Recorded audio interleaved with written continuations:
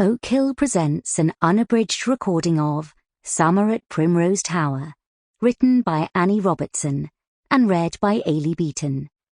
The moral right of the author has been asserted. This performance is owned by Oak Hill. Prologue. "You did the right thing, love," said Irene, placing her hand on Jennie's back. Even through the layers of thick clothing in her yellow waterproof coat, Jennie could still feel her touch, full of support, full of love, full of Mum.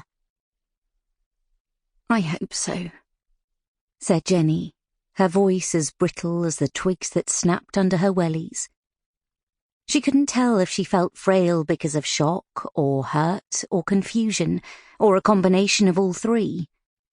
But she did know it felt better to be out in the woods of the Brompton Manor estate. The first bursts of spring were pushing through the undergrowth, fighting for life. "If you ask me, you're better rid of him," said her dad, Tony, bringing up the rear in his navy anorak and Dunlop wellies.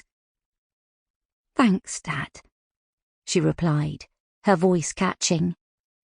Out of everyone, her dad was the one she felt worst for. He was the one who'd gone to the church to tell everyone the wedding was off. He was the one left out of pocket. "I still can't get my head around it fully, if I'm honest," said Irene, watching Bruno, their family's black Labrador, rooting around in the ferns up ahead. "Even Bruno's been out of sorts the last 24 hours, thought Jennie. With all the comings and goings, Jennie and her sister Claire in the house, Jennie's boss, Dorothy, dropping off the bouquets and corsages, all the outfits hanging about the place. Bruno had been banished to the kitchen. And then there was the feeling of desolation in the house when she'd called the wedding off. All the phone calls that had to be made.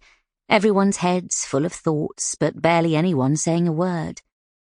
Bruno hadn't been fed until long past 9 p.m, everyone too befuddled to remember him. "I should have made the decision months ago," said Jennie, taking the left fork in the path as she'd done so many times over the years.